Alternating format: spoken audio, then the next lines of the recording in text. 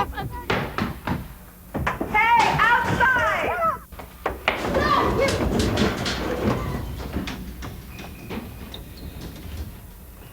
Okay, we're coming in.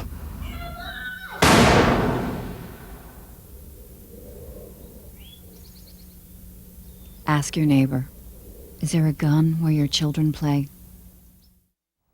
Hello everyone, my name is Safety Officer Bob Berry, and I work in the schools teaching children safety rules. One of the questions that's often asked is the question about my gun. Please parents, if you have a gun in the home, make sure you keep it locked.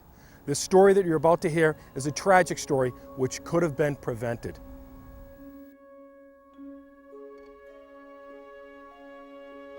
My name is Anne Marie Crowell. I'm here today to tell you a story, a tragic story that changed my life and the life of my family and people that know us forever.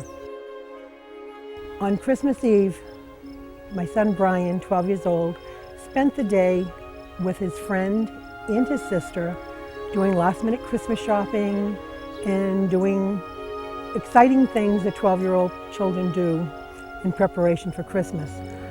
I was at work, being the first Christmas Eve that I had to work, that I had just gone full-time, where I felt my 3 children were old enough now that I could take on a full-time job.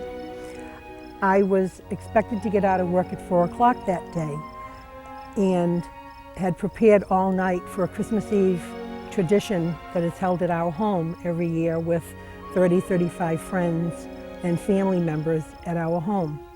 After spending the afternoon with his friend and sister at the mall doing last-minute Christmas shopping, when they arrived home, Brian called me at work to say that he had bought Dad his Christmas gift, and do you think he'll like this?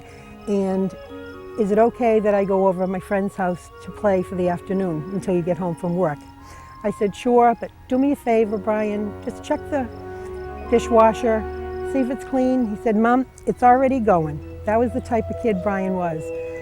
So he assured me the kitchen was fine, and he already had the dishwasher running. So I said, sure, go ahead over and I'll see you tonight. He said, okay, Mom, I love you. And he hung up.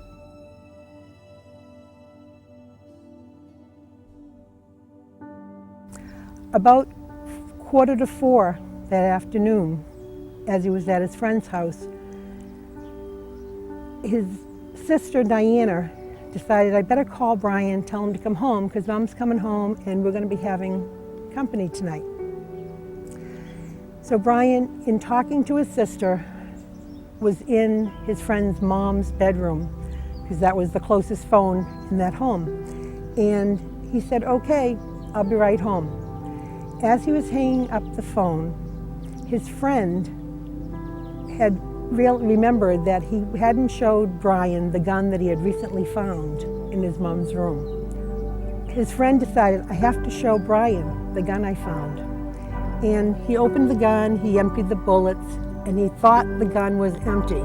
So while Brian was talking on the phone, he was doing click, click, click. As Brian hung the phone up, the third click, the gun went off, and it hit Brian in the neck. The last words Brian said to his friend were, I can't believe you shot me, as he ran out of the room attempting to get home. Brian only made it down the stairs to the living room where he collapsed on the floor. And I received a phone call at work that there had been an accident and that I should come to the hospital. At this point, my husband nor myself knew what kind of an accident. They only told us that there had been an accident and that we should come to the hospital. I arrived at the hospital after my husband and my son, my oldest son, had gotten there. I didn't know what happened. I could only assume, being a 12-year-old child, there had been snow on the ground, that maybe he had a sledding accident, snowboarding, any normal childhood accident that could happen. Maybe he broke his leg. They didn't tell me. I just knew there was an accident and I had to get to the hospital. As I went into the emergency room, I was greeted by a security guard who escorted me into the emergency room where my husband and my son were already there. when I said, "What happened? What's going on?" my husband said, "Brian's been shot." This didn't sink in. I was like, "What do you mean he's been shot? I don't understand this." I was in total disbelief. And without answers, but concern for my son, we spoke with a doctor who said that the bullet had entered his neck and had gone down his chest, and that they were going to do surgery to see if they could repair the damage, and that my husband and I could be with him for a moment as they took him to the operating room. So in the hall, they wheeled Brian out on a gurney, and the sight that we saw was one that is embedded in our minds forever. Our son was being wheeled out with a nurse straddled over his body, massaging him.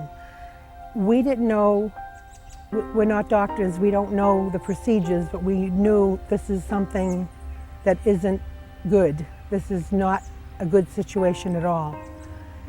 And although when I looked at Brian, he had good color, and I just said, "Go do what you have to do and save our son." At that point, he was wheeled into the operating room, and my husband, my son, and the rest of the family, who has now started gathering at the hospital, were led into a family waiting room for the outcome of Brian's surgery. Within 2 hours, the doctor came out and informed my husband and I that they had done everything they could and that he only had a few breaths left and that we could be with him till he died. My husband and I did go into the recovery room and saw Brian, and there was a doctor there. He was intubated and they were breathing for him. I believe because he was such a young child, it was Christmas Eve, they did everything possible, but there was no saving him. Within, I would say, they let us be with him for about 5 minutes, and they said that he was gone. And they allowed all our family members and friends to come into the recovery room to say their goodbyes to Brian.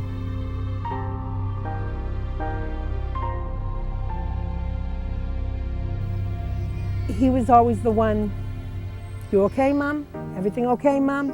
Get over it, Mom." You know, if we were having a bad day or we weren't happy with his report card, Brian was the one that would be very honest with his teachers when they'd say, "Brian, why isn't your homework here?" "Oh, I had better things to do yesterday." You can't fault him for being an honest child. He was fun-loving. He had friends, which we found out after the fact, from the age of 2 to the age of 80. He had met people on his way up to the video store to rent videos that he would just stop and talk to along the way. It's not every 12-year-old child that gives the time of day to an elderly person. He was a pal to our parents, to his grandparents.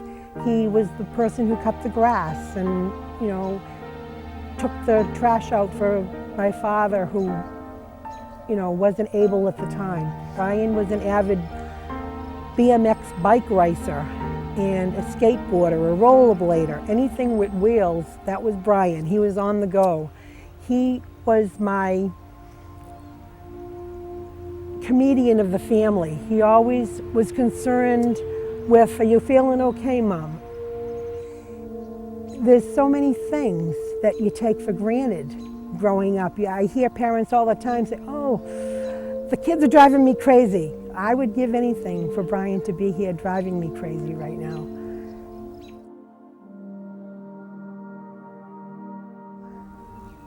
There isn't a right time to lose a child. There isn't a right time for a 12-year-old child to die. But it was only compounded by the fact that it was Christmas Eve and it was supposed to be a happy time and we were supposed to be celebrating that night. That evening at the hospital was the change of our lives forever. We not only lost our son lost his life, but we lost the chance of ever seeing our youngest son grow up and be a productive person in society. Christmas morning, instead of opening Christmas gifts, we were at the funeral home picking out a casket and planning a funeral for our son. This is wrong. No one should have to go through this. And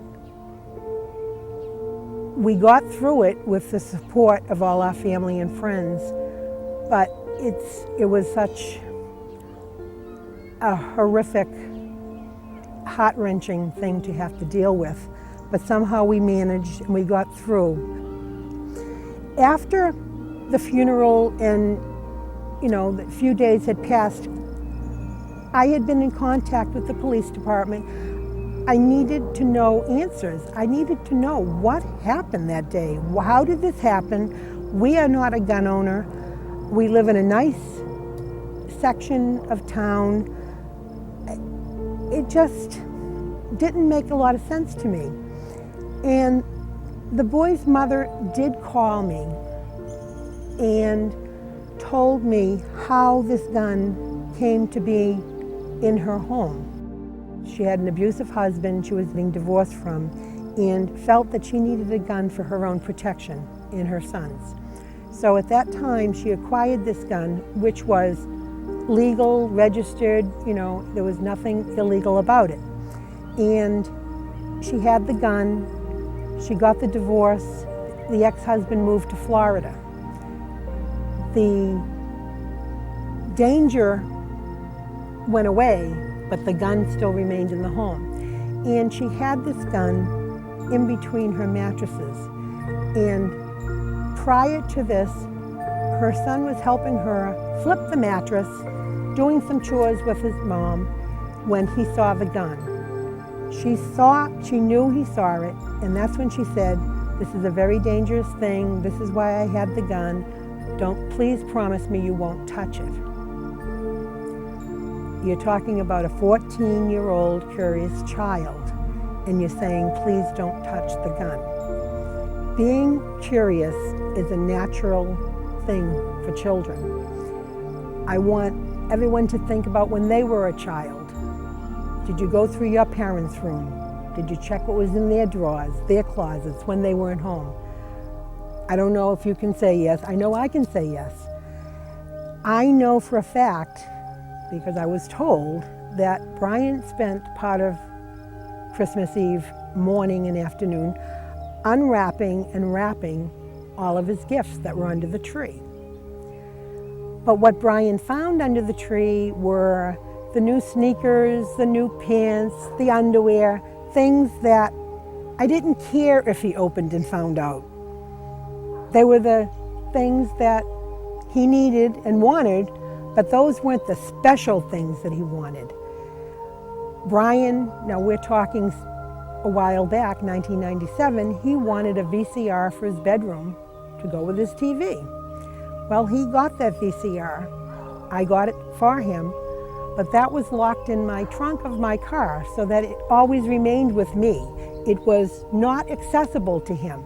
Not that it would have been harmful if he found it, but there are certain things, if you don't want your children to have access to them, you take precautions to keep them away. So I use that as an analogy, if you don't want them to have access to something, you lock it up, you put it somewhere so that they cannot gain access to it. A loaded gun is something that they should not have access to. The grieving process for us, for me, was speaking out, trying to make a difference in another family's life. And I started to tell my story, and I was nervous as all get out, but somehow I felt Brian behind me saying, "Go, Ma, go." And I just started, and I just let people know it was coming from my heart that I really don't want another family to go through this. Of the need to keep guns under lock and key. In Saugus tonight, He took this revolver, he opened it, tilted it. Advocates have been putting up billboards to try to shock the public into protecting children. Proceeded to click, click. What's wrong with a safety line? What is wrong with that? What's wrong? And the third click, a bullet came out of that gun and struck our Brian right in the neck. Had there been one of these inexpensive gun locks on a pistol in this home Christmas Eve, Saugus police believe, 12-year-old Brian Crowell never would have died. Now, the gun lock... A powerful billboard was unveiled today along the Mass Pike in Boston. It features two forceful messages. It is a dramatic and powerful image. 5 young boys dressed for their Holy Communion. Only one of the children is cut out of the picture.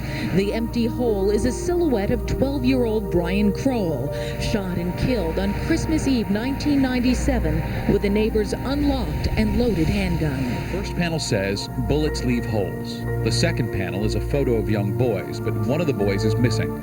That missing boy is Brian Crowell of Saugus, Massachusetts, killed at age 12. There was a group of his friends when he made his first communion, and not part of the group anymore. Anne-Marie Crowell stares at the gaping hole that was once her son's smiling face and describes the heartache of losing a child to gun violence. It left a hole in his neck that killed him. It left a hole in the family. It left a hole in his classroom. It left a hole wherever Brian used to be.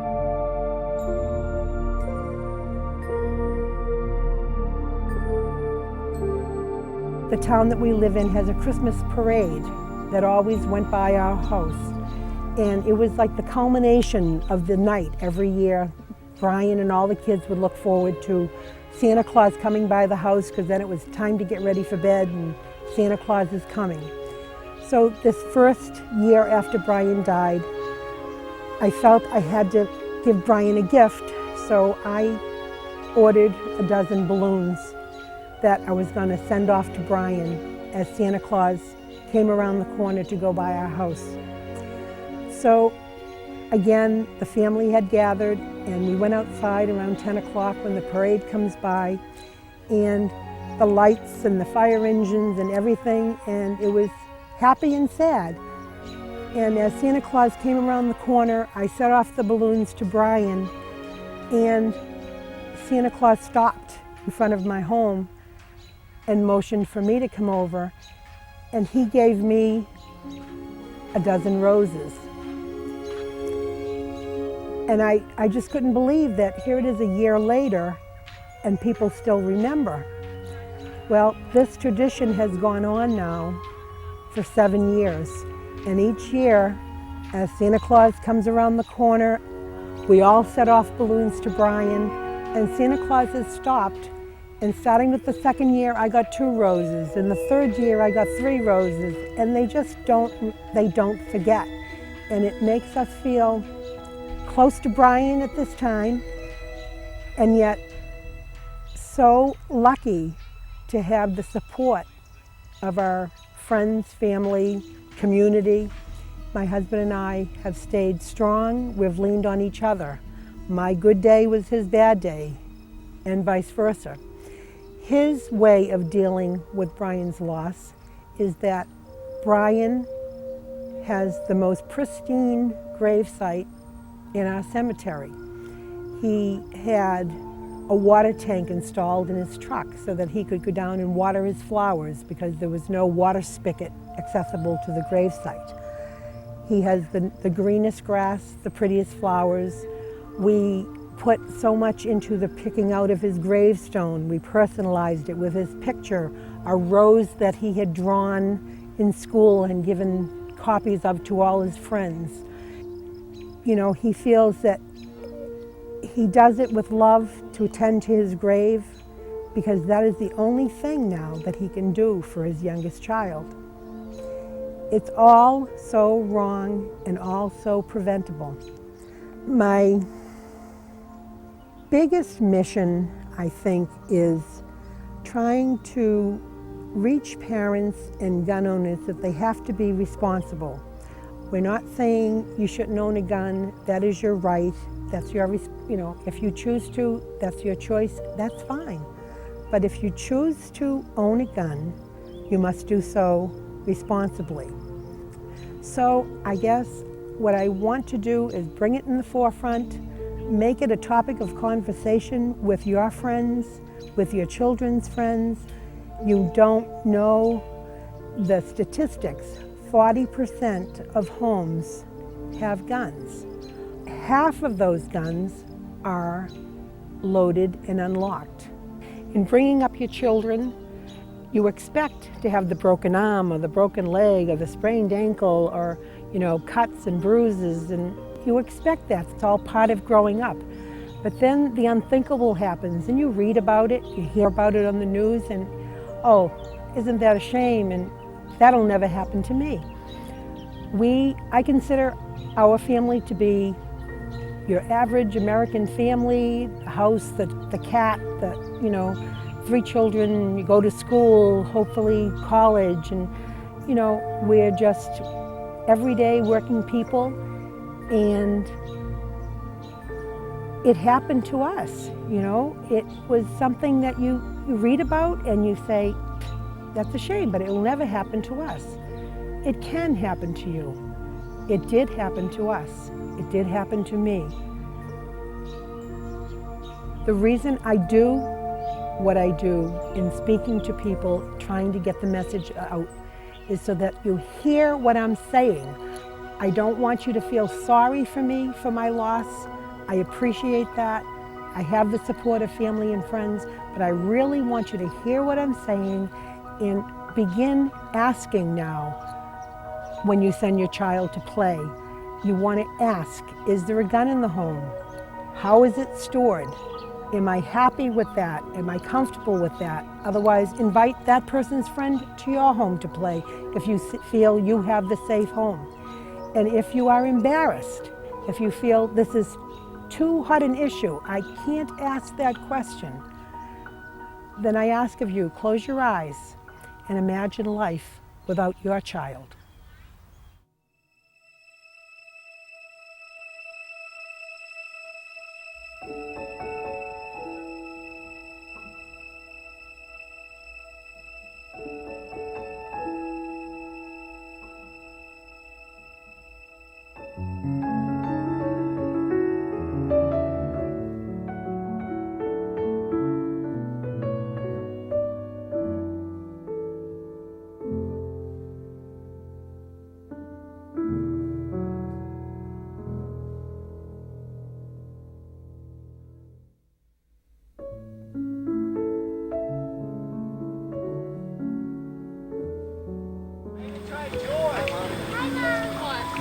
Hi, Bri.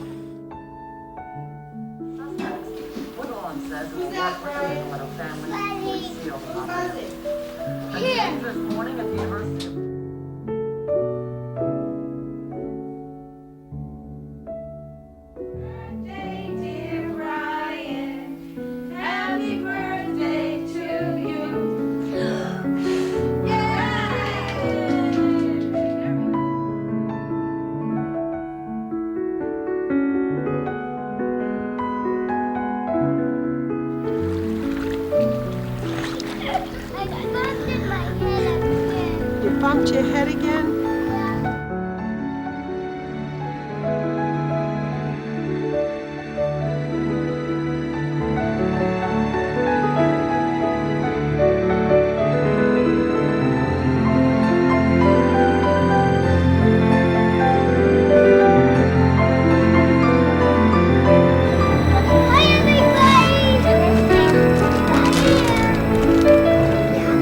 You gonna show me your room?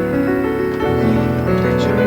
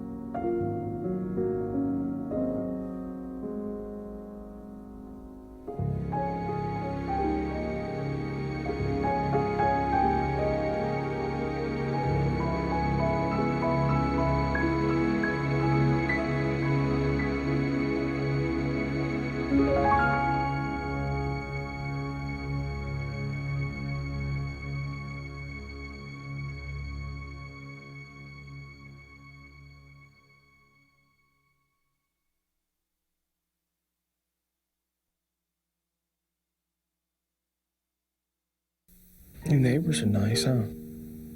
Chucky's finally got a kid his age to play with. He seems to have fun playing over there.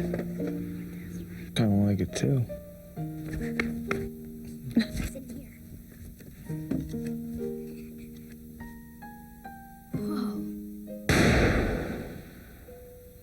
Well, it's nice being alone for a change. Ask your neighbor, is there a gun where your children play?